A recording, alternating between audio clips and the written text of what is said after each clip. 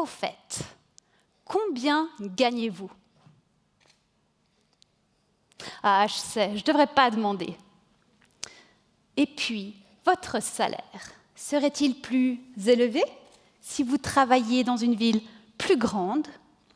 La littérature en économie urbaine montre que plus l'agglomération est grande, plus votre salaire y sera élevé, ce qui vous permet de couvrir un coût de la vie plus conséquent. Dans ma thèse, je me demande quel est l'impact de l'informatisation au travail sur l'intérêt que vous avez à vivre et travailler dans une grande ou petite agglomération. Pour répondre à cette question, j'ai notamment analysé un sondage allemand qui décrit les types d'équipements utilisés au travail. 20 000 personnes interrogées. Est-ce vrai qu'avec Internet, vous pouvez vivre à la campagne, vous épargnant les loyers exorbitants des grandes villes, tout en maintenant le contact à distance? Bien sûr.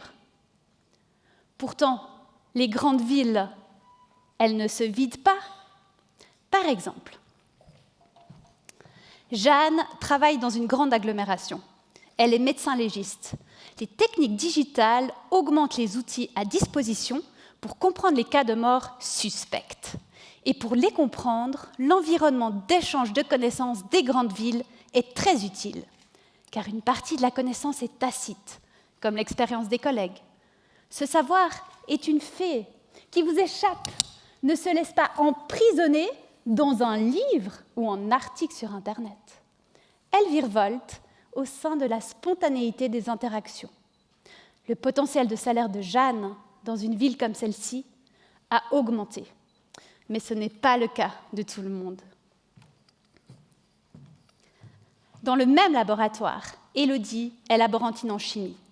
Son travail a moins bénéficié du changement technologique et la fée des villes se fait plus discrète, car le savoir nécessaire à son travail est moins abstrait. Élodie doit trouver un nouvel appartement. Et parce que cette ville est devenue plus attractive pour des personnes très formées, les loyers ont augmenté. Élodie décide de s'établir dans une ville plus petite.